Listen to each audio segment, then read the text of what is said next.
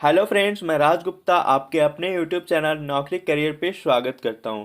आज हम लेकर आए हैं यूपी पीसीएसजे यानी यूपी जुडिशरी की कंप्लीट जीएस सीरीज, जिसमें हम आपको पर डे यूपी पीसीएसजे के प्रीवियस ईयर बेस्ड क्वेश्चन के अकॉर्डिंग जीएस की एक चैप्टर कंप्लीट करेंगे, वो भी विथ डिटेल एक्सप्लेनेशन के साथ।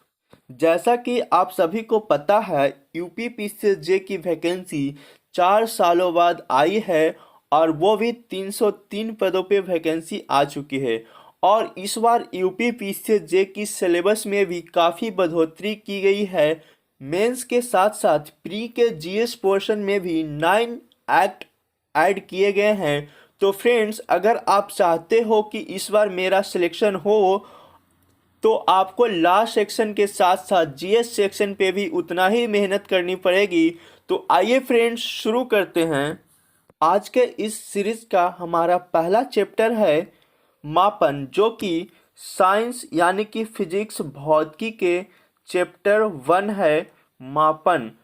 तो आइए फ्रेंड्स, अब हम चलते हैं अपने क्वेश्चन की ओर। हमारा पहला क्वेश्चन है, स्फिग्नोमैनोमीटर किसके मापन में प्रयोग किया जाता है? स्फिग्नोमैनोमीटर किसके मापन में प्रयोग किया जाता है? तो इसका राइट आंसर होगा ऑप्शन नंबर डी, रक्तचाप के मापन के लिए। स्फिग्नोमैग्नोमीटर का उपयोग जो है रक्तचाप के मापन के लिए प्रयोग किया जाता है। रक्तचाप का मतलब होता है ब्लड प्रेशर। रक्तचाप का मतलब होता है ब्लड प्रेशर। और स्फिग्नोमैग्नोमीटर का जो आविष्कार हुआ था 1881 ईस्वी में किया गया था। 1881 ईस्वी में, नोट कर लीजिएगा आप लोग। स्फिग्नोमैग्नोमीटर का आविष्कार जो है 1881 ईस्वी में हुआ था। और किसके द्वारा किया गया था? तो सैमुअल सैमुअल सैमुअल सिगफ्रीड के द्वारा। सैमुअल सिगफ्रीड के द्वारा किया गया था। स्फिग्नोमैनोमीटर का खोज 1881 ईस्वी में सैमुअल सिगफ्रीड के द्वारा किया गया था। आइए फ्रेंड्स, अब हम ऑप्शन का ऑपरेशन करते हैं। तो हमारा पहला ऑप्शन है प्रकाश की तीव्रता मापने के लिए। तो प्रकाश की तीव्रता मापने के लिए जो है हम लक्स मीटर का उपयोग करते हैं। लक्स मीटर प्रकाश की तीव्रता के लिए लक्स मीटर का उपयोग करते हैं। ऑप्शन बी है सोने की शुद्धता पता लगाने के लिए। सोने की शुद्धता पता लगाने के लिए जो है कैरेट मीटर का उपयोग करते हैं। कैरेट मीटर का उपयोग करते हैं। नेक्स्ट, सी ऑप्शन में है हृदय की ध्वनि सुनने के लिए। तो हृदय की ध्वनि सुनने में हम किसका उपयोग करते हैं? तो स्टेथोस्कोप को।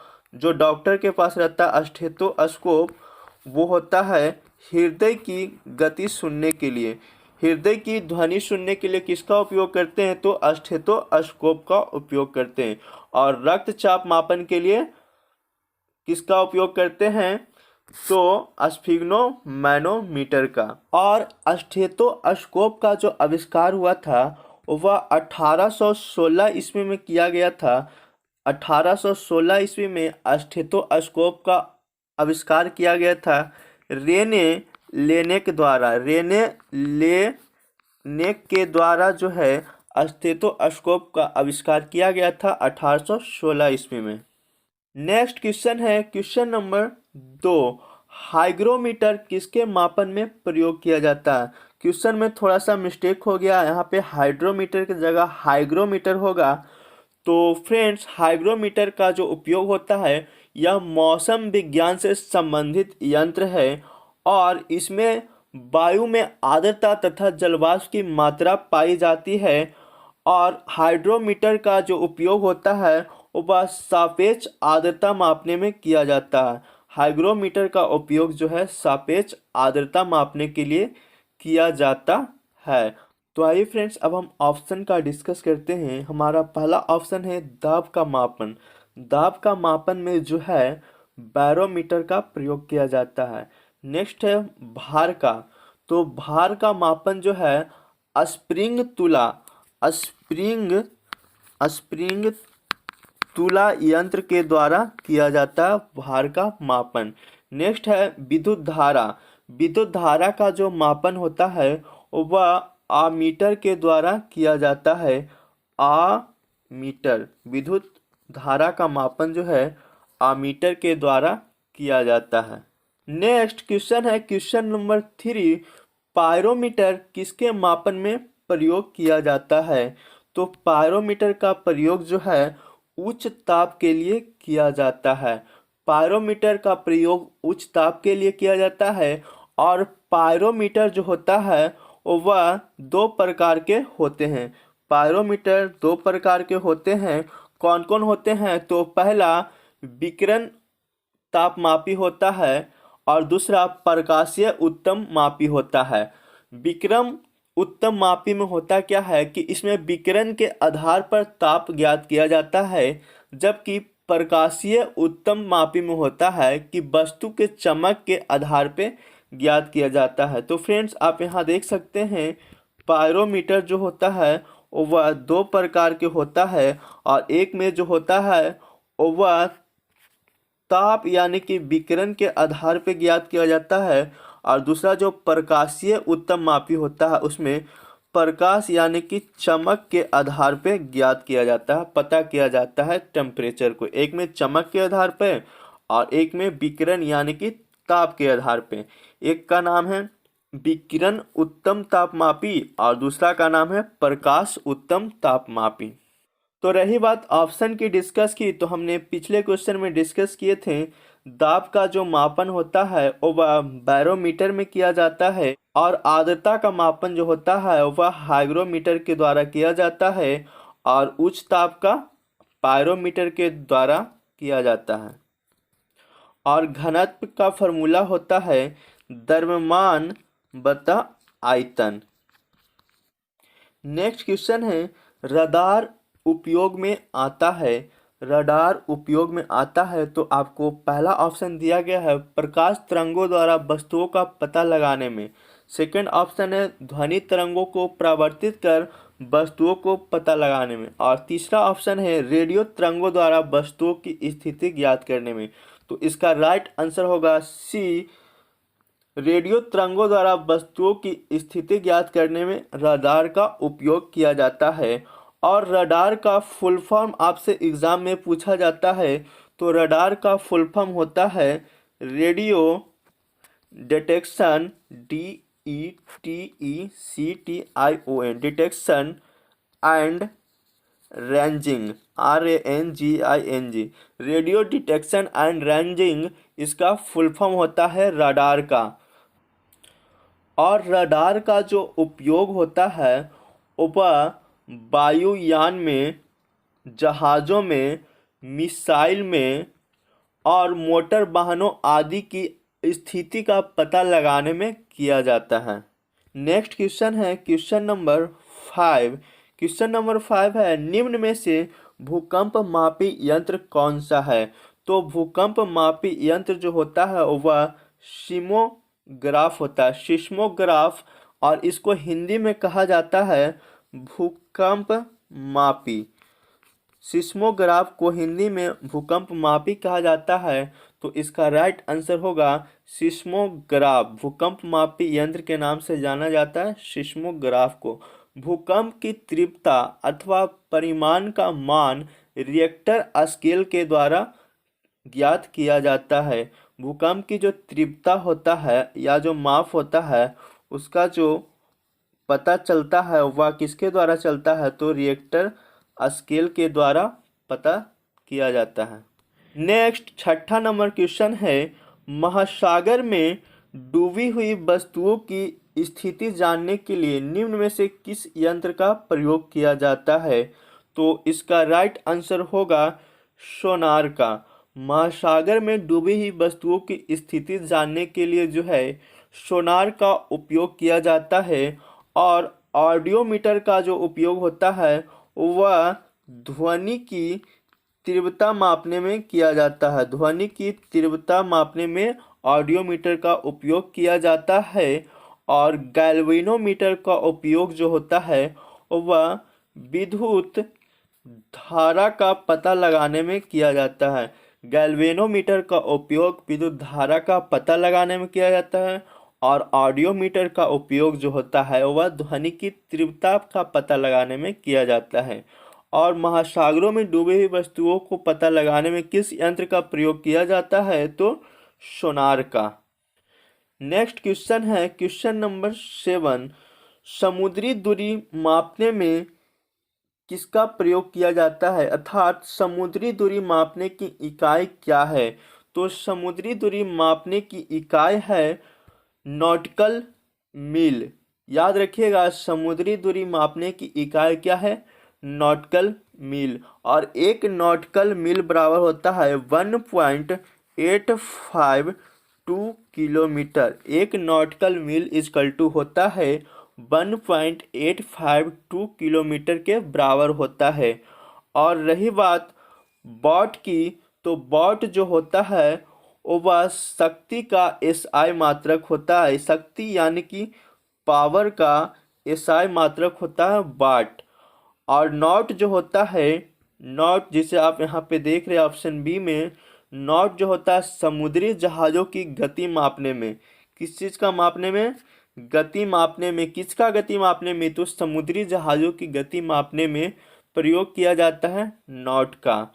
और नॉटिकल मील जो है अभी आपने देखा, समुद्री दूरी मापने की इकाई होता है नॉटिकल मील। और प्रकाश वर्ष या एग्जाम में बहुत बार पूछा गया है, तो आप लोग इस क्वेश्चन को ध्यान में रखिएगा।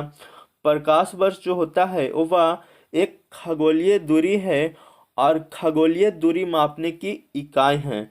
प्रकाश वर्ष है दूरी की इकाई है। कभी कभी पूछता है खगोलीय दूरी मापने की इकाई, और कभी कभी देता है कि प्रकाश वर्ष का संबंध है किससे, तो ऑप्शन दे देता है दूरी से, समय से। तो कुछ लोग वर्ष दे करके समय लगा देते हैं, लेकिन इसका राइट आंसर होगा दूरी से। प्रकाश वर्ष जो है दूरी का मात्रक होता है। और एक प्रकाश वर्ष बराबर होता है 9.46 इंटू 10⁻15 मीटर। और अगर किलोमीटर के बात की जाए तो 10⁻12 किलोमीटर। तो फ्रेंड्स ध्यान में रखिएगा, एक प्रकाश वर्ष बराबर होता है 9.46 इंटू 10⁻15 मीटर या 9.46 इंटू 10⁻12 किलोमीटर। नेक्स्ट क्वेश्चन है क्वेश्चन नंबर 8। शक्ति का एसआई मात्रक है। तो शक्ति का जो एसआई मात्रक होता है वह वाट होता है। So option number C is the right answer. शक्ति को जो है जूल प्रति सेकंड में या वाट में मापते हैं। जूल प्रति सेकंड को ही वाट कहा जाता है। तो फ्रेंड्स शक्ति का एसआई मात्रक जो हो गया जूल प्रति सेकंड या वाट। हर्ट जो होता है, ये जो आप देख रहे हैं हर्ट, ये जो होता है वह आवृत्ति का एसआई मात्रक होता है। इंग्लिश में आवृत्ति को फ्रीक्वेंसी कहते हैं। तो हर्ट जो है आवृत्ति का एसआई मात्रक है।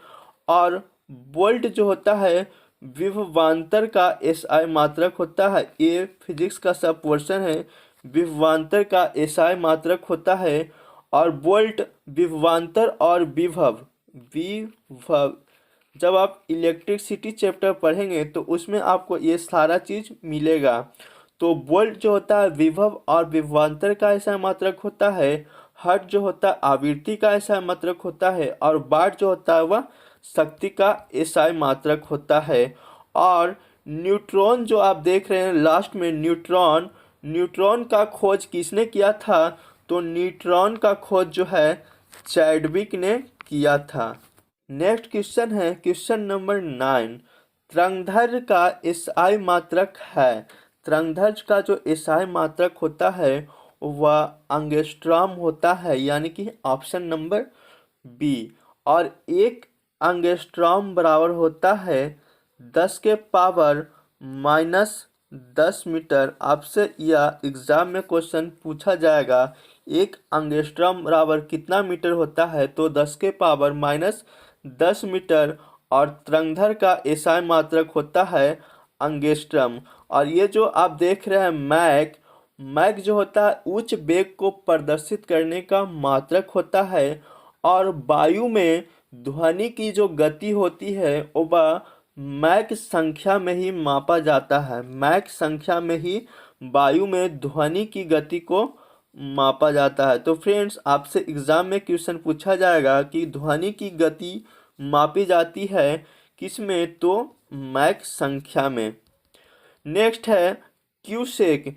क्यूसेक जो होता है वह नदियों में जो जल प्रवाह की दर होता है, जैसे आप नदी में देखते होंगे धारा का प्रवाह, तो नदियों में जो जल की जो प्रवाह होता है वो क्यूसेक में मापी जाती है। क्यूसेक में क्या मापी जाती है, तो नदियों में जल प्रवाह की दर को मापा जाता है। और एक क्यूसेक बराबर जो होता है, एक क्यूसेक बराबर जो होता है वह 28.31 लीटर प्रति सेकंड होता है। नेक्स्ट ऑप्शन है पास्कल। पास्कल जो होता है दाब का एसआई मात्रक होता है। और एक पास्कल बराबर जो होता है, एक पी यानी कि एक पास्कल बराबर होता है न्यूटन प्रति मीटर स्क्वायर। न्यूटन को एन से डिनोट करते हैं, न्यूटन प्रति मीटर स्क्वायर। एक पास्कल बराबर होता है न्यूटन प्रति मीटर स्क्वायर। तो फ्रेंड्स, आपको याद रखना है पास्कल जो होता है वह दाब का एसआई मात्रक होता है। नेक्स्ट है क्वेश्चन नंबर 10। क्वेश्चन नंबर 10 कहता है एक पारसेक बराबर होता है, तो एक पारसेक बराबर होता है 3.25 प्रकाश वर्ष। और पारसेक जो है दूरी का मात्रक है। पारसेक किसका मात्रक है, तो दूरी का। और प्रकाश वर्ष भी जो है दूरी का मात्रक होता है। तो फ्रेंड्स, आपको याद रखना है एक पारसेक बराबर होता है 3.25 प्रकाश वर्ष। इसका उपयोग जो होता है, पारसेक का जो उपयोग होता है सौर मंडल के बाहर स्थित सुदूर खगोलीय पिंडों की दूरी मापने में की जाती है।